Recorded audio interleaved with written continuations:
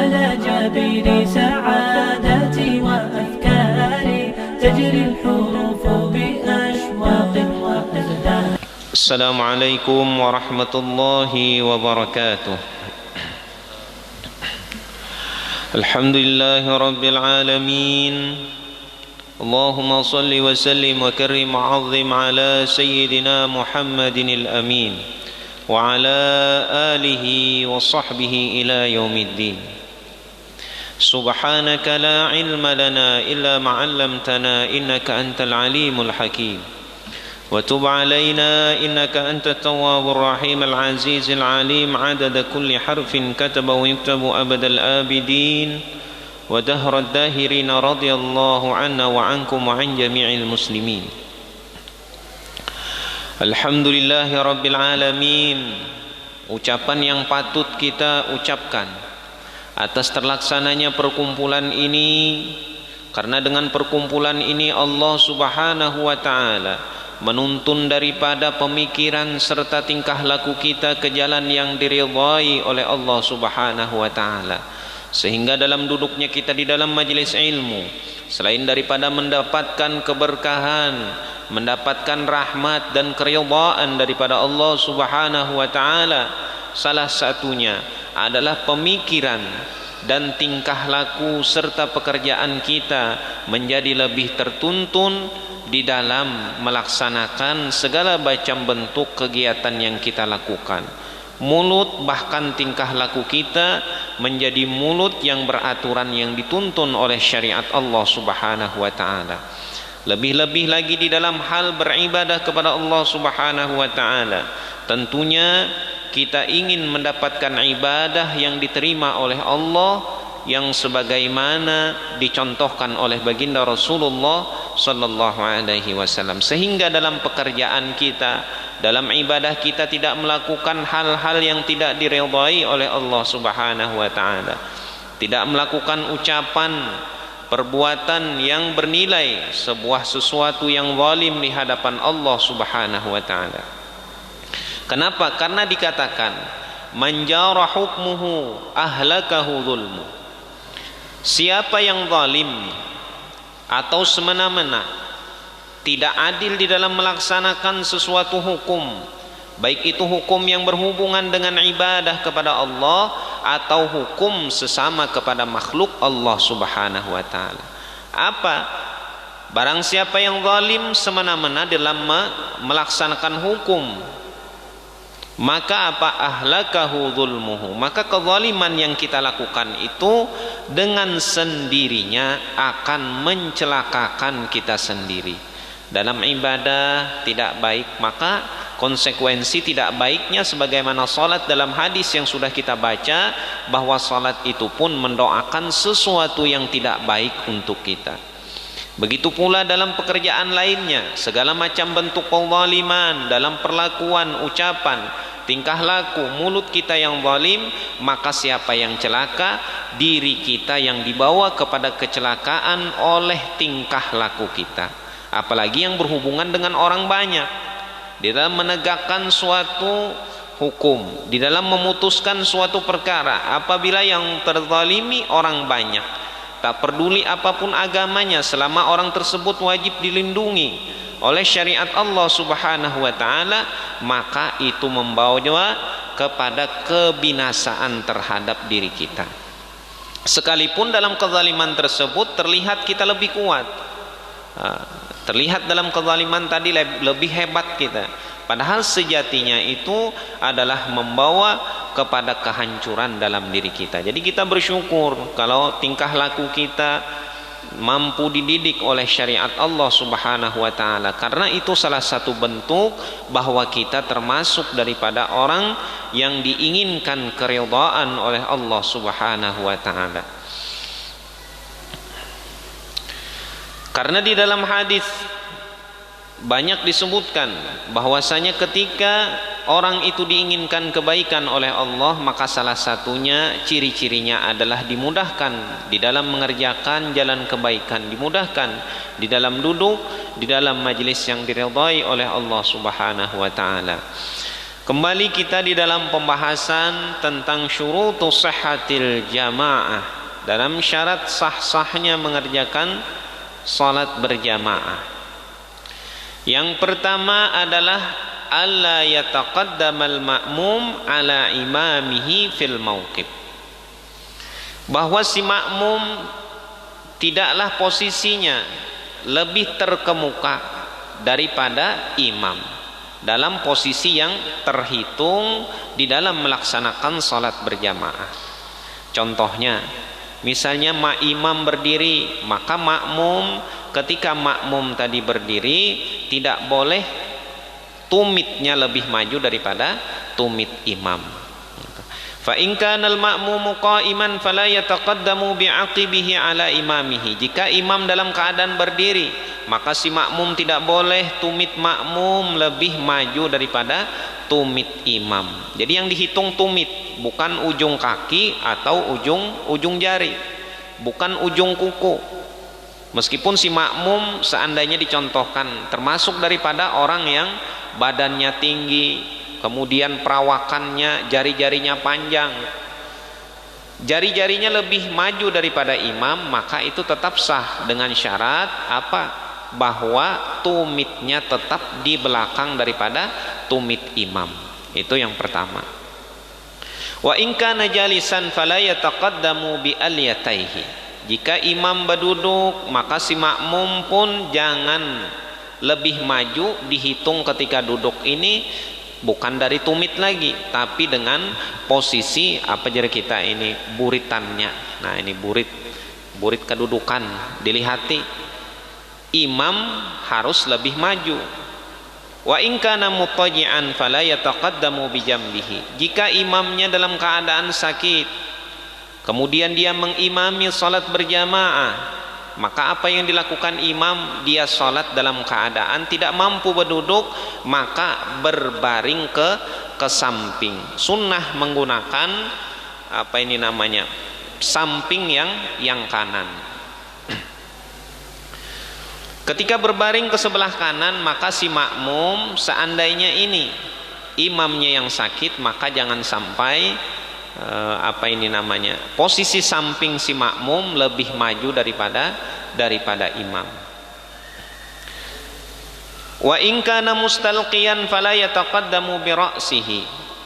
Dan jika si imam dalam keadaan bertelentang, maka yang terhitung bukan tumit, bukan pula baburitannya, bukan pula samping kiri dan kanan, tetapi yang terhitung apabila si imam bertilantang, yang dihitung adalah posisi kepalanya. Ya, ini dicontohkan seandainya di sana kiblat. Jadi bukan samping kiri dan kanan yang dihitung, tapi bukan pula tumit si imam. Misalnya imamnya merebahkan kaki ke arah kiblat sana. Jadi yang dihitung posisi kepala. Nah, itu. Jangan sampai kepala makmum lebih maju daripada kepala imam. Nah, ini seandainya kiblat sana, si imam ini kepalanya berabah arah kiblat. Kemudian makmum berarti kepala makmum kada boleh lebih maju ke arah kiblat daripada imam, harus lebih ke belakang. Seperti itu juga tumit tadi, seandainya ini tumit kaki, maka tumit imam di sini, tumit makmum di belakang. Nah, di belakang daripada imam. Jadi itu yang terhitung masing-masing tergantung daripada bagaimana pelaksanaan sholat tersebut. Jadi tidak mutlak semuanya dihitung dengan tumit, tidak. Tergantung daripada posisi imamnya bagaimana. Wal afdalu lidzakari an tata'akhkhara asabi'uhu an aqibil imam ta'akhuran yasiran bihaitsu takhruju an muhadzatihi wa la yazidu ma bainahuma aktsara min thalathati adru'in. Dan yang afdal bagi laki-laki bagaimana? Nanti ada yang afdal bagi perempuan lagi. Ketika sholat berjamaah bagi laki-laki, bahwa terkebelakang si makmum daripada tumit imamnya. Ta'akhuran yasira, terkebelakang yang sedikit, bukan dengan jarak satu sejadah, tidak, akan tetapi ta'akhuran yasira, sedikit saja. Bihaitsu takhruju an muhadzatihi, dengan sekira-kira tidak disebut berdiri di samping imam. Asal ada ke belakang sedikit, misalnya sekilan di belakang sedikit tumitnya. Jangan terlalu jauh di belakang. Nah, itu. Jangan terlalu jauh, misalnya satu sejadah. Nah, itu termasuk sudah jauh. Wala yazidu ma bainahuma aktsara min thalathati azru'in, dan jangan sampai melebihi antara keduanya itu dengan 3 lengan. Nah, ini 3 lengan dari siku sampai ujung jari disebut dengan zira'. Jangan sampai antara sejadah imam, antara imam dan antara makmum, jarak antara keduanya sampai 3 lengan. Nah, kalau satu lengan 40 cm berarti 3 lengan berarti 120 cm. Jangan sampai jarak pian di sana, ulun di sini melebihi 120 cm. Maka itu meskipun salat berjamaahnya sah, akan tetapi dari segi keafdaliyahannya maka kurang. Setiap sesuatu yang mengurangi keafdalan maka mengurangi pula dalam segi pahala. Yang harusnya 24 derajat tadi tetap mendapat 24 derajat, akan tetapi berbeda. Nah, itu durian sama dapat 27 biji. Janjinya siapa yang mengerjakan ini dapat 27 biji, sama dapat 27 biji, cuma bukan 27 biji yang bagus semuaan. Nah, itu ada 5 biji nang mantah misalnya, ada lagi nang bahulat, ada lagi nang bangkang, nang langkang. Nah, kenapa? Karena memang janji kada didustai. Nah, itu bila pian dapat 27 biji, oh ternyata 5 bijinya ada nang pina kada baik, ada 3 biji nang mantah. Nah, ini namanya tidak menyalahi janji. Akan tetapi karena kualitas tadi kurang, maka disebutkan oleh para ulama dari segi pahala pun kurang tadi. Kaifiyatil wuqufi li salatil jamaah, cara berdiri untuk mengerjakan salat berjamaah, cara penyusunan shaf di dalam salat berjamaah. Ayyakifaz zakaru an yaminil imam, si makmum laki-laki berdiri di samping sebelah kanan imam. Nah, sebagaimana yang sudah kita lakukan, imam di muka, makmum sebelah kanan, tapi di belakang sedikit, jangan terlalu jauh. Fa idza jaa akharu fa ayyasarihi, jika ada yang kedua datang maka di samping kiri imam lagi. Nah, itu jadi imam di tengah, yang ini di sebelah kanan, kemudian yang satunya di sebelah kiri. Tapi bila sudah makmum ini di belakang sini, maka yang datang di belakang imam. Harusnya di belakang sini yang datang ayyasaril imam, sebelah kiri imam lagi. Asalnya sebelah kanan, yang datang lagi sebelah kiri. Sesudah kumpul 3 orang itu, summa yataqaddamul imam. Nah, ini satu seperti ini imam, yang ini sebelah kanan, satu sebelah kiri. Sesudah 3 orang dalam salat berjamaah, kemudian imamnya maju. Nah, ini baru imam maju. Imam maju, lalu si makmum tadi di belakang imam. Seperti itu. Jadi jangan si makmum ini datang yang kedua langsung di belakang sini, jangan. Tapi ke sebelah kanan dulu, ke sebelah kiri. Yang pertama di kanan, yang kedua di kiri, baru dapat sunnah lagi imam maju. Nah, itu lalu yang di belakang berdua ini namanya merapatkan shafnya. Nah, itu. Summa yataqaddamul imam, kemudian imamnya maju. Au yata'akhkharani wa huwa afdal, atau si 2 makmum ini yang bakal belakang dan ini yang lebih afdal. Takbir dulu yang baru datang, yang kedua ini sebelah kiri, Allahu Akbar. Sesudah dia takbir, baru dia bersama makmum yang kanan ini mundur ke belakang imam. Itu tata cara salat berjamaah seandainya yang salat ini sama-sama paham. Nah, ini kalau nang kada paham ini, nah ini nang ribut. Ini nang ribet. Sebenarnya agama ini mudah. Yang membuat sulit ini karena kita tidak memahami aturan di dalam beribadah kepada Allah Subhanahu wa taala. Itu yang mulah ribet. Padahal agama mudah. Mengatur tata cara salat bagaimana, nah, itu supaya sama-sama dapat pahala yang banyak, bagaimana caranya. Cuma karena kita kada paham, lalu ngalih, sulit, ngalih banar, kayak apa ini, kayak apa itu. Bila salat musafir bagaimana? Pakaian rasa rigat kena aja sembahyang. Nah ini nang mau ulah ngalih. Ketidakpahaman itu yang terkadang membuat kita sulit di dalam beribadah kepada Allah Subhanahu wa taala. Wa yaqifu khalfal imam ar-rijal, dan yang utama berdiri di belakang imam itu adalah laki-laki. Jadi yang pertama dulu disusun nang lalakian, summas sibyan, dilihati nang tuha yang pasih di belakang imam. Karena siap-siap apabila imam batal, dan itu mungkin terjadi. Seandainya imamnya kada tahan lagi menahan buang angin atau hendak ke kamar mandi lalu batal atau dan lain sebagainya sebab, maka ketika batal yang di belakang imam yang maju menggantikan imam. Jadi yang berdiri di belakang imam jangan sampai kekanakan yang berdiri. Jadi nang tuha dulu, summas sibyan, kemudian baru anak-anak. Nah ini jadi di belakang nang tuha dulu, kemudian hanya kekanakan.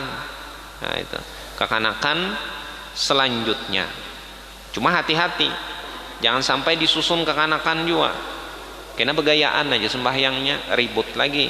Nah itu jadi kita bagus membawa kekanakan ke masjid, bagus membawa kekanakan ke musola, bagus membawa kekanakan ke majelis ta'lim. Akan tetapi wajib bagi kita yang membawa memperhatikan gawiannya. Nah, jangan sampai membuat kegaduhan. Apabila dia mengerjakan pahala dapat ke kita. Nah, itu bisa aja pian apabila dosa apakah ada keteledoran di dalam pendidikan kepada anak tersebut. Jadi wajib disuruh di samping kita. Nah, itu di samping kita berdiri, kita memperhatikan apakah sembahyangnya bujur-bujur bujur-bujur sembahyangnya atau begayaan, dilihat. Summas sibyan, kemudian sesudah yang tua baru kekanakan tadi. Nang utama lagi yang sudah balik atau kekanakan nang sudah tamyiz, dilihati yang sudah bisa bakami bahira seorangan, babasuh bahira, lebih utama daripada kekanakan yang masih menggunakan popok. Nah, ini lebih utama. Jadi deretannya yang lebih paham. Summal khanasa, kemudian baru khunsa. Nah, ini padahal khunsa ini sudah tuha, tapi karena dia mempunyai dua kelamin maka posisinya di belakang daripada kekanakan. Karena kekanakan tadi jelas lalakian. Ya, itu. Khunsa tadi meskipun tuha, kenapa teka belakang daripada kekanakan? Karenanya kada ada kejelasan. Nah itu jadi dalam Islam ini disuruh yang jelas. Yang jelas itu lebih diutamakan. Nah, kekanakan tadi biarinya kekanakan, tapi status pribadinya jelas. Oh ini laki-laki. Oh ini bukan laki-laki, kada tahu laki-laki apa perempuan karena punya dua kelamin. Nah itu. Jadi memang ada yang khunsa ini di dalam hukum-hukum, di dalam hukum Islam itu ada dalam mawaris. Bagaimana hukum khunsa itu ada juga yang memang punya kelamin dua, bukan yang dibuat-buat. Kalau yang dibuat-buat ini terlaknat. Kenapa? Allah Subhanahu wa taala menyatakan dalam hadis, melalui hadis baginda Rasulullah sallallahu alaihi wasallam, la'anallahu rijal al-mutasyabbihat bin nisa. Allah melaknat laki-laki nang pina kaya bebinian. Seperti itu juga Allah melaknat perempuan nang kaya lelakian. Jadi harus sesuai daripada kodratnya, aturannya. Lakian kayak lakian, jangan kayak bebinian. Summan nisa, kemudian di belakang khunsa baru perempuan. Wa taqifu imamatun niswati wasatahunna, dan hendaknya berdiri imam perempuan itu di tengah-tengah mereka. Nah, ini yang jarang dilakukan, sunnah yang kadang banyak ketinggalan di dalam berjamaahnya perempuan. Jadi bebinian diulah satu saf. Imamnya bagaimana? Apakah seperti imam laki-laki yang di muka daripada saf pertama? Tidak. Imam perempuan, nah ini bebinian saf pertama lurus, imamnya sama di saf situ juga, cuma maju sedikit. Nah, bukan kayak lalakian. Lakian satu saf, imam laki-laki di sini, di depan saf pertama. Kalau perempuan ini saf perempuan, maka imam perempuan bukan di depan mereka, akan tetapi di tengah-tengah perempuan, maju sedikit.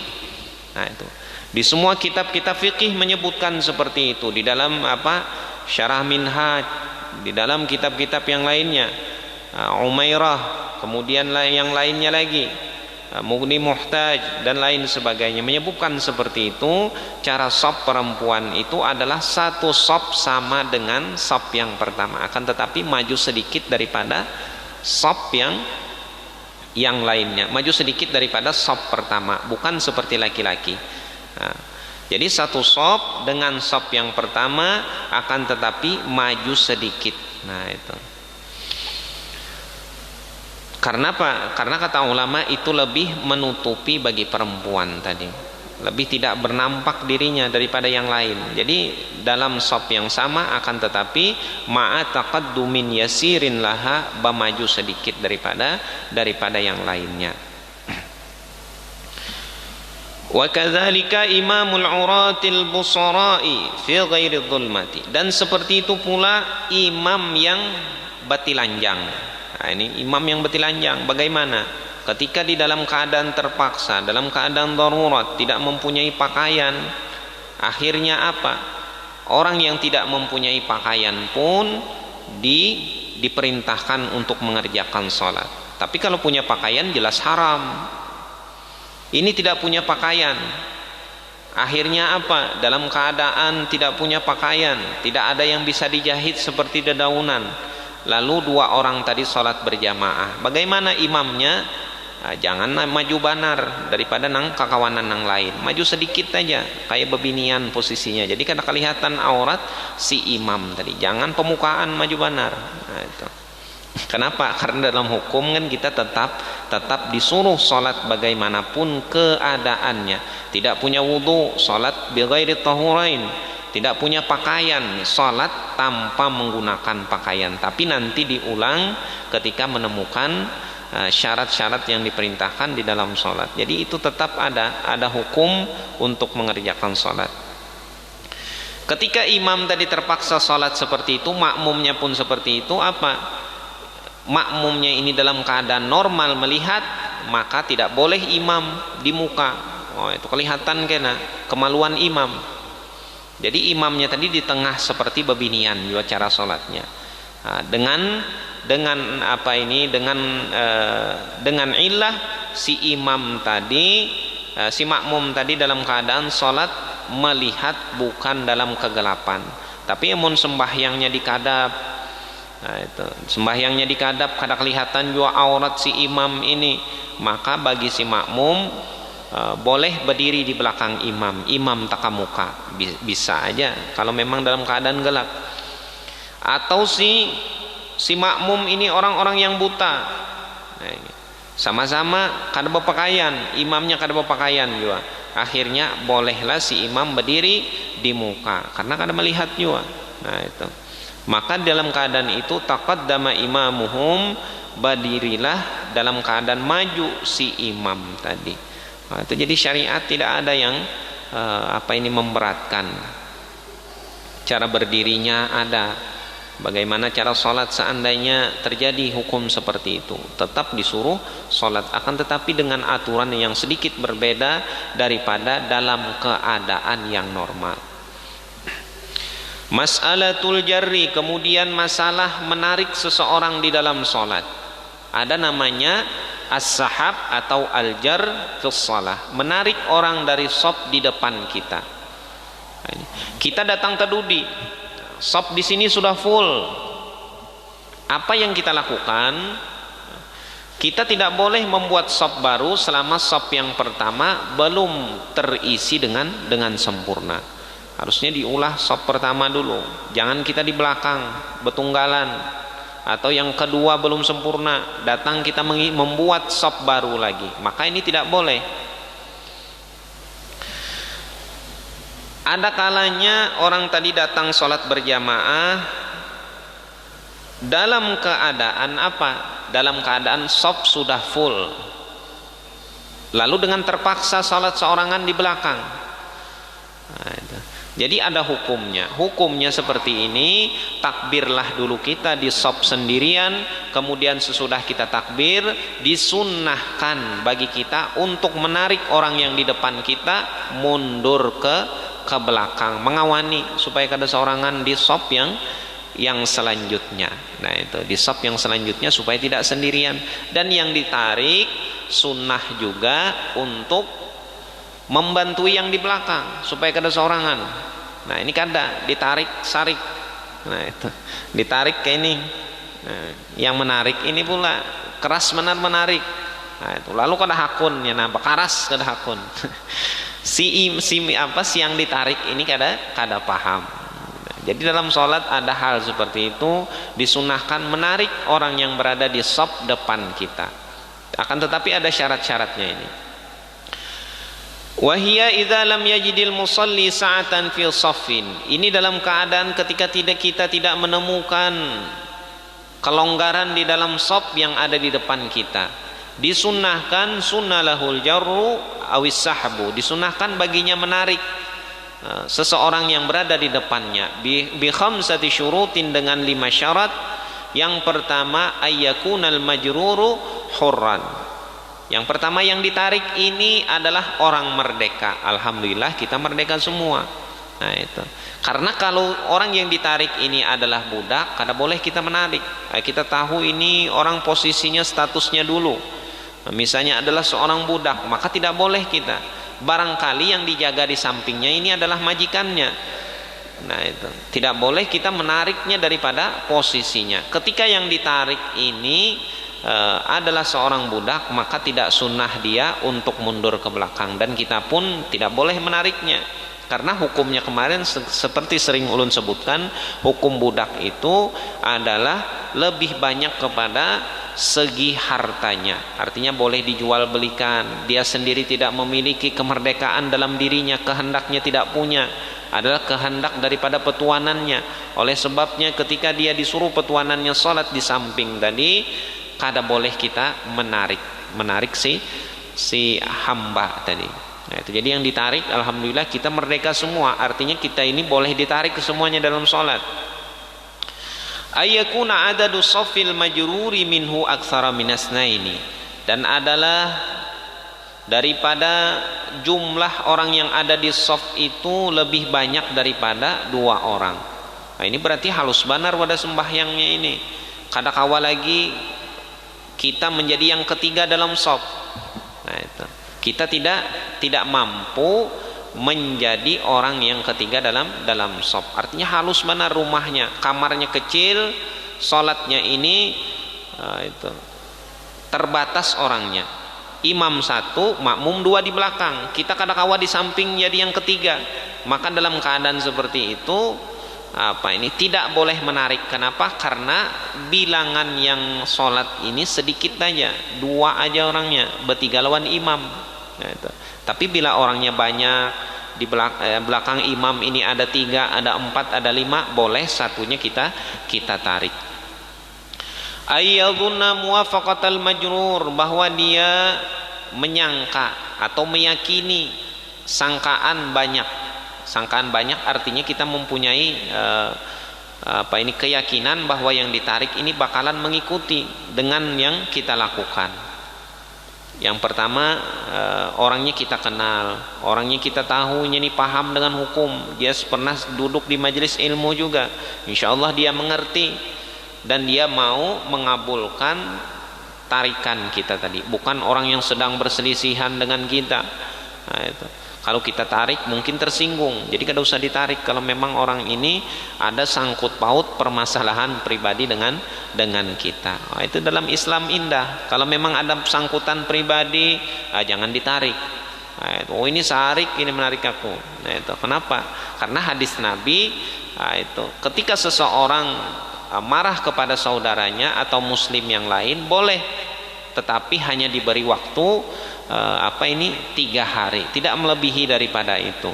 Artinya kalau memang ada rasa sarik di hati boleh, cuma dibatasi 3 hari, tidak boleh sampai tidak menegur melebihi dari itu. Karena hukum Islam ini universal, memahami dengan apa yang ada di hati manusia. Oh, kita bisa sangkal, oh silahkan sangkal, tapi batasnya 3 hari. Lebih dari itu haram, tidak menegur orang lain. Sangkal karena misalnya ditinggalnya dalam acara kada diundangnya, orang sesarik, tapi boleh sarik sehari 2 aja, sisanya kada boleh lagi.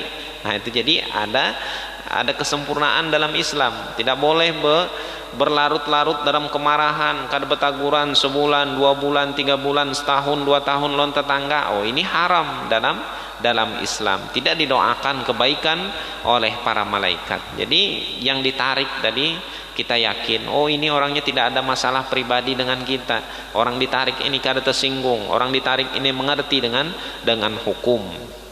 Itu jadi itu adalah salah satu dari 3 dari 5 syarat di dalam menarik. Yang pertama, orangnya merdeka. Yang kedua, shopnya tidak sedikit orangnya. Yang disebut sedikit adalah 2 orang saja.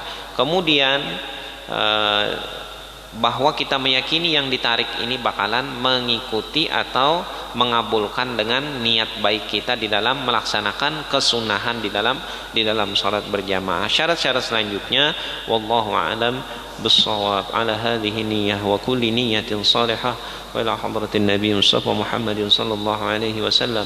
Al-Fatihah. A'udzu billahi minasyaitonir rajim. Bismillahirrahmanirrahim. Alhamdulillahi rabbil alamin. Arrahmanir rahim. Maliki yaumiddin. Iyyaka na'budu wa iyyaka nasta'in. Shiratal mustaqim. Shiratal ladzina an'amta 'alaihim ghairil maghdubi 'alaihim waladdallin. Amin. Amin ya rabbal alamin. Bismillahirrahmanirrahim. Alhamdulillahi rabbil alamin. Wassalatu wassalamu ala asyrafil anbiya'i wal mursalin sayyidina wa maulana Muhammadin wa ala alihi wa sahbihi ajma'in. Allahumma astur 'uyubana wa 'uyuba mu'allimina 'anna wa la tudhhib barakati 'ulumihim 'anna. Sallallahu ala sayyidina Muhammadin wa ala alihi wa sahbihi wasallam. Alhamdulillahi rabbil alamin. Subhanakallahumma wa bihamdik asyhadu an la ilaha illa anta astaghfiruka wa atubu ilaik. Assalamualaikum warahmatullahi wabarakatuh. هذه يا قد سرت